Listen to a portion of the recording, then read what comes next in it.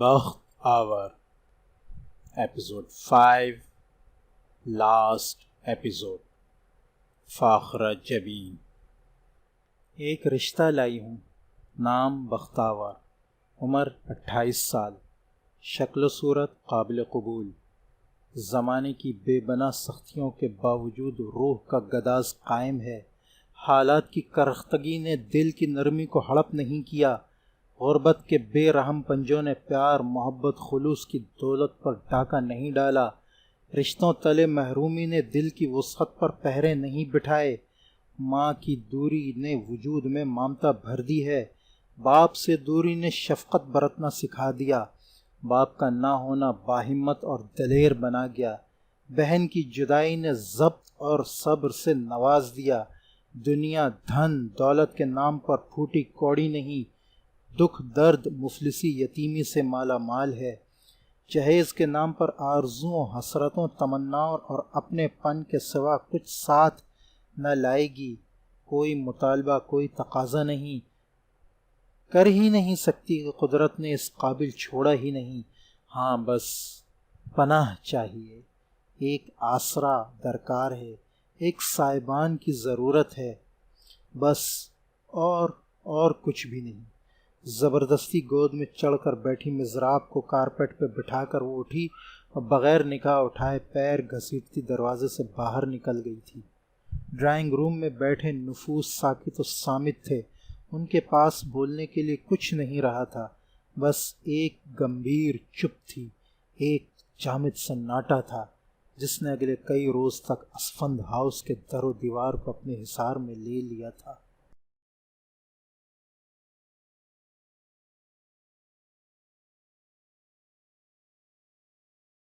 Asfand house کے چھوٹے سے لان کی کیاریوں میں کھلے سرخ پھولوں کا رنگ ہر روز سے زیادہ کچھ نکھرا ہی ہوا تھا، موتیا اور کلی کی خوشبو سے بھری مخمور ہوا پودوں کی شاخوں پر لدے پھولوں کو یہاں سے وہاں تک بکھیر رہی تھی۔ سامنے کے دروازے سے ایک عورت برآمد ہوئی، گہرے رنگ کے لباس میں اس کا متناسب سراپا بہت جچ رہا تھا، ڈارک براؤن بالوں کی لمبی سی چوٹی میں کلیاں گندھی ہوئی تھیں، دمکتی ہوئی شفاف سنہری رنگت اور سرخ ہونٹوں پہ کھیلتی مطمئن سی مسکراہٹ اس کی خوشحالی کی دلیل تھی۔ چھوٹی سی بچی کو گود میں لیے وہ اس کے ساتھ مسلسل شوخیوں اور شرارتوں میں مصروف تھی۔ اس کے پیچھے ایک مرد چلا آ رہا تھا، بلیک پینٹ اور سفید شرٹ میں ملبوس مرد کی وجاہت دیکھنے سے تعلق رکھتی تھی۔ شرٹ کی آستینوں کے بٹن بند کرتے ہوئے وہ مسلسل مسکرانے کے ساتھ ساتھ اس عورت پر فقرے بھی اچھال رہا تھا، جس پر اس عورت کا نقرئی قہقہہ بلند ہوتا تو فضا میں خوشگواریت مزید بڑھ جاتی۔ تب ہی کہیں سے ایک بچی بھاگتے ہوئے آئی اور پھولوں کا ایک گلدستہ اس عورت کی طرف بڑھایا، جسے مرد نے فوراً آگے بڑھ کر تھامنا چاہا، مگر بچی چیخ اٹھی تھی، یہ ماما کے لیے ہے کیا اور میرے لیے؟ مصنوعی غصہ دکھاتے ہوئے اچانک ہی اس مرد کی نگاہ گیٹ کی طرف اٹھی تھی اور گیٹ کے اوپر سے جھانکتے سر کو دیکھ کر وہ بے اختیار چونکا تھا۔ او ہو آر یو؟ پنجوں کے بل کھڑا نوعمر لڑکا ہلکی سی گھبراہٹ کے ساتھ سیدھا ہو گیا تھا، مگر بدستور گیٹ کے سامنے کھڑا تھا۔ کیا بات ہے؟ گیٹ کھولتے ہوئے اس مرد نے پوچھا تو وہ لڑکا 2 قدم آگے بڑھ کر گھر کے اندر جھانکنے لگا۔ تب ہی وہ عورت اس کی طرف متوجہ ہوئی، اس لڑکے پر نظر پڑتے ہی وہ خوشگوار انداز میں مسکراتے ہوئے اس کی طرف بڑھی۔ ارے بلو، یہ تم ہو نا؟ اس کے لہجے میں محسوس کی جانے والی خوشی تھی۔ اگلے ہی پل وہ اس کے ساتھ اندر چلی آئی۔ یہ اسفند ہیں، میرے شوہر، اور اسفند یہ… بختاور نے تعارف کرانے کے لیے منہ کھولا، مگر پھر کھلکھلا کر ہنس دی۔ بلو، کیا کہہ کر تعارف کراؤں تمہارا؟ لہجہ معنی خیز تھا۔ بلو کا چہرہ ایک دم سرخ پڑ گیا۔ یہ اسفند، یہ میرا میکا ہے۔ اس نے بڑے مان سے بلو کی طرف دیکھا۔ اتنے بہت سے دنوں میں ایک یہ ہی مجھ سے ملنے میری خبر لینے آیا ہے۔ میرا اور اس کا جو رشتہ ہے اس کا کوئی نام نہیں، بس خلوص اور محبت کے جو رشتے ہوا کرتے ہیں وہ سب اسی کے ساتھ وابستہ ہیں۔ بہت خوشی ہوئی بلو تمہیں دیکھ کر، آتے رہا کرو۔ بختاور تمہیں دیکھ کر بہت خوش ہوئی اور یہ مجھے اچھا لگا۔ اسفند نے قابل قدر نگاہوں سے اسے دیکھا اور پھر بختاور کی طرف متوجہ ہوا۔ تم لوگ بیٹھ کر باتیں کرو، میں ذرا بچیوں کو باہر گھما لاتا ہوں۔ وہ میزاب اور مزراب دونوں کو ساتھ لے کر گاڑی کی طرف بڑھ گئے۔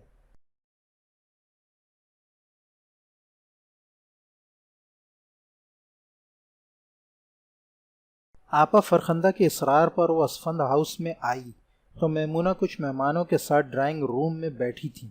ملازمہ اسے ٹی وی لاؤنج میں لے آئی تھی جہاں میزاب اور مزراب دونوں موجود تھیں۔ وقت گزاری کے لیے وہ میزاب کو پاس بلا کر اس سے یوں ہی ادھر ادھر کی باتیں کرنے لگی۔ چھوٹی بہن کا خیال رکھتی ہو؟ اس کے پوچھنے پر وہ جھینپ کر مسکرا دی۔ تم بڑی ہو نا تو خیال رکھا کرو، اس کے کھانے پینے کا، اس کے کپڑوں کا۔ یہ دیکھو دودھ کی بوتل یوں ہی پڑی ہے، گرمیوں کے دن ہے، دودھ جلدی پھٹ جاتا ہے۔ ملازمہ کی نظر نہ پڑی تو مزراب یوں ہی اٹھا کر منہ میں ڈال لے گی۔ فریج میں رکھاؤں؟ اس نے پوچھا تو بختاور نے جواباً اس بات میں سر ہلا دیا۔ وہ بوتل اٹھا کر دروازے کی طرف بڑھی تھی مگر پھر پلٹ کر اس کی طرف آ گئی تھی۔ آنٹی، پھپھو بتا رہی تھی کہ آپ ہمارے لیے ماما ڈھونڈ کر لائیں گی۔ ہاں، تو کیا اب تک ملی نہیں؟ حسرت اشتیاق میزاب کی سنہری آنکھوں سے یکلخت ہی امڑ آیا تھا۔ ماں بہت مشکل سے ملتی ہے چندا، اور کبھی تو ڈھونڈنے سے بھی نہیں ملتی۔ آخر میں اس نے خود کلامی کی تھی مگر میزاب چونک گئی تھی۔ تو کیا ہمیں بھی نہیں ملے گی؟ اللہ نہ کرے۔ وہ چونک کر سیدھی ہوئی تھی۔ کیوں نہیں ملے گی؟ میں خود ڈھونڈ کر لاؤں گی۔ جلدی کریں نا آنٹی، مجھے رات کو بہت ڈر لگتا ہے، ماما کا بغیر نیند نہیں آتی۔ میزاب بات کرتے کرتے یکدم رو دی تھی۔ بختاور ایک لمحے کے لیے سناٹے میں رہ گئی۔ اسے لگا تھا اس کے سامنے میزاب نہیں بختاور کھڑی ہے، تاریک راتوں کی تنہائی سے خوف زدہ بختاور۔ اس نے بجلی کی سی تیزی سے اٹھ کر اسے سینے میں بھینچ لیا۔ وہ مزید زور زور سے رونے لگی تھی۔ مت رو چندا، مت رو، روتے نہیں۔ وہ اسے ساتھ لیے صوفے پہ آ بیٹھی تھی۔ اسے چپ کروانے کی بھرپور کوشش کی، منہ چوما، بال سنوارے، پشت تھپکی، تب ہی کوئی عجلت میں اندر آیا۔ میزاب! اسفند نے ازحد حیرت سے بختاور کی گود میں بلکتی میزاب کو دیکھا تھا اور بجلی کی تیزی سے اس کی طرف بڑھے۔ کیا ہوا ہے؟ میزاب اس کے پاس سے اٹھ کر باپ سے لپٹ گئی۔ مزراب ڈری سہمی باپ کی ٹانگوں سے چمٹ گئی۔ اسفند نے بمشکل میزاب کو چپ کرا کے کمرے میں بھیجا، مزراب کو اٹھا کر پیار کیا، چہرے پہ زبردستی کی مسکراہٹ سجا کر اسے نارمل کرنا چاہا، مگر ذہن بختاور کی طرف متوجہ تھا جو اب دونوں ہاتھوں میں سر دیے بیٹھی تھی۔ کیا ہوا تھا میزاب کو؟ وہ اس کے عین سامنے صوفے پہ بیٹھے ہوئے پریشانی سے پوچھ رہے تھے۔ اسے ماں کی تلاش ہے، وہ کہہ رہی تھی ماما کے بغیر نیند نہیں آتی، وہ کہہ رہی تھی اسے رات کو بہت ڈر لگتا ہے۔ اس کی مدھم آواز اسفند بمشکل ہی سن سکا تھا۔ رات بہت بھیانک ہوتی ہے، اندھے بھکاری کے خالی کشکول جیسی، اس میں ڈر اور خوف کے سکوں کے سوا کچھ نہیں آتا۔ آنکھ کے گوشے میں آنسو آ ٹھہرا تھا۔ یہ میزاب نے کہا ہے؟ اسفند کے لہجے میں تعجب، آنکھوں میں حیرت تھی۔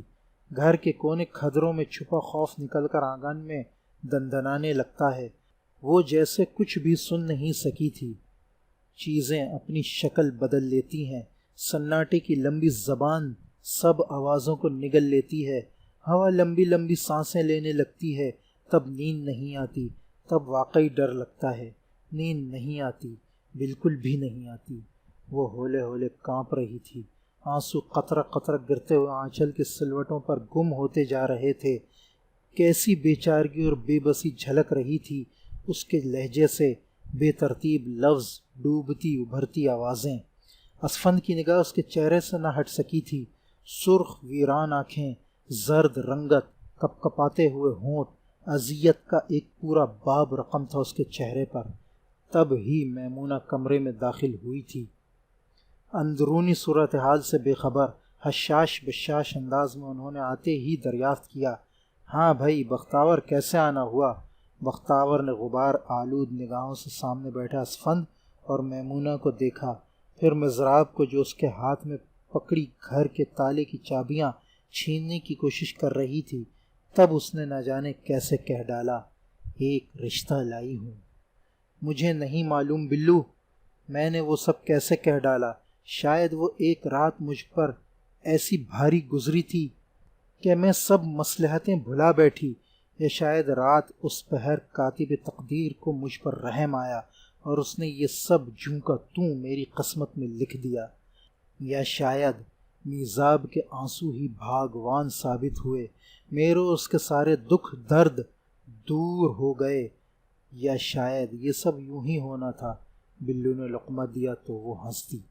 ہاں ٹھیک کہہ رہے ہو تم۔ اس نے سر اٹھا کر آسمان کے کناروں پر اترتے اندھیرے کو دیکھا۔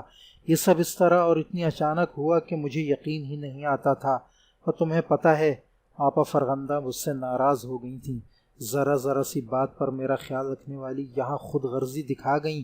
ان کا خیال تھا میں نے سارے احسان بھلا دیے اور ان کی بہن کے بجائے اپنا گھر بسا لیا۔ نہیں، اب وہ اکثر تمہیں یاد کرتی ہیں۔ اور تم؟ بختاور نے اس کی آنکھوں میں جھانکا۔ میں تجھے بھولا ہی کب ہوں، بلو نے پوری سچائی سے اعتراف کیا۔ تو میری سہیلی تھی نا، ہر بات تجھ سے کہہ لیا کرتا تھا، وہ باتیں بھی جو اماں سے نہیں کہہ سکتا تھا۔ بلو افسردہ ہو رہا تھا۔ تھی؟ کیوں کہہ رہے ہو؟ میں اب بھی تمہاری سہیلی ہوں، تمہارا جب دل چاہے تم۔ نہیں، اب وہ بات نہیں رہی۔ زیادہ آنے جانے لگا تو وہ تمہارا صاحب خواہ مجھ سے جلنے لگے گا۔ بلو نے بال سنوارے، کالر جھاڑے۔ موڈ بدلنے کی ایک اختیاری کوشش۔ بختاور نے طویل سانس کھینچتے ہوئے اس کی شوق سی مسکراہٹ کو دیکھ کر کہا، ویسے بھی اب کم آیا کروں گا، آخر تمہارا میکا ہوں، قدر تو نہیں گنوانی نا۔ وہ خود کو عقل مند ثابت کرنے کی کوشش کر رہا تھا۔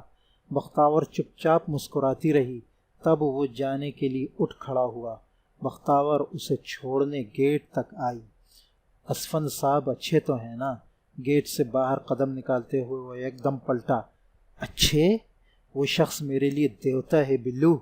اس نے سارے خاندان کی مخالفت مول لی، صرف میرے لیے، اور کبھی جتایا بھی نہیں۔ میں نے تو صرف خواب دیکھے تھے، اور وہ ہر خواب کو حقیقت بنا رہا ہے، میری ہر آرزو میں رنگ بھر دیے۔ اس نے سچ مچ بخت آور بنا دیا ہے مجھے۔ میں تمہیں کیا بتاؤں بلو، کیسا محبت بھرا دل ہے اس کا۔ مجھے تو اس زمین کا لگتا ہی نہیں، نہ ہی وہ عام آدمیوں جیسا ہے۔ پتہ ہے، وہ بلو کی طرف ذرا سا جھکی، وہ رب کی طرف سے میرے لیے خاص تحفہ ہے، بہت ہی خاص۔ اس کی جگر کرتی آنکھوں میں ایسی روشنی بھری تھی کہ بلو دل ہی دل میں اسے نظر بد سے محفوظ رکھنے کی دعائیں کرنے لگا۔ میں دعا کروں گا تو ہمیشہ خوش رہے، بلو نے پرخلوص مسکراہٹ کے ساتھ کہا، اور پھر باہر نکل گیا۔ وہ چند لمحے اسے اندھیرے میں گم ہوتے دیکھتی رہی، پھر پلٹ کر اندر کی طرف آ گئی۔ اندھیرا ہر طرف پھیل چکا تھا اور ملازمہ سارے گھر کی روشنیاں جلا رہی تھی۔ سفید دودھیا روشنی میں چمکتے در و دیوار، پھولوں کی خوشبو سے مہکا آنگن۔ وہ سرشار ہو کر مسکرا دی۔ ٹی وی اسکرین پر رنگ برنگی تصویریں تھرک رہی تھیں، جن کا سایہ سامنے کی دیوار پر پڑ رہا تھا۔ وہ لاؤنج میں داخل ہوئی تو کچن سے برتنوں کی کھنک سنائی دے رہی تھی۔ ملازمہ ڈائننگ ٹیبل پر برتن لگا رہی تھی۔ سنو، نظام کے لیے فرنی بنا کر فریج میں رکھی تھی، وہ ضرور نکال لینا، اور کباب صاحب کے آنے پر تلنا۔ ٹھنڈے کباب انہیں سخت برے لگتے ہیں۔ مضراب کی طبیعت کچھ ٹھیک نہیں، اس کے لیے میں خود بنا لوں گی۔ ملازمہ کو ہدایت دے کر وہ وضو کرنے کے لیے واش روم کی طرف بڑھ گئی۔ جب تک بچے اور اسفند نہیں آتے، وہ شکرانے کے کچھ نفل پڑھ سکتی تھی، اور سجدہ شکر تو مجھ پر تمام عمر کے لیے واجب ہو چکا ہے۔ جا نماز پر کھڑے ہوتے ہوئے خلوص دل سے نیت باندھتے اس نے بس ایک لمحے کے لیے سوچا، اور پھر خدا کے سامنے سر بسجود ہو گئی۔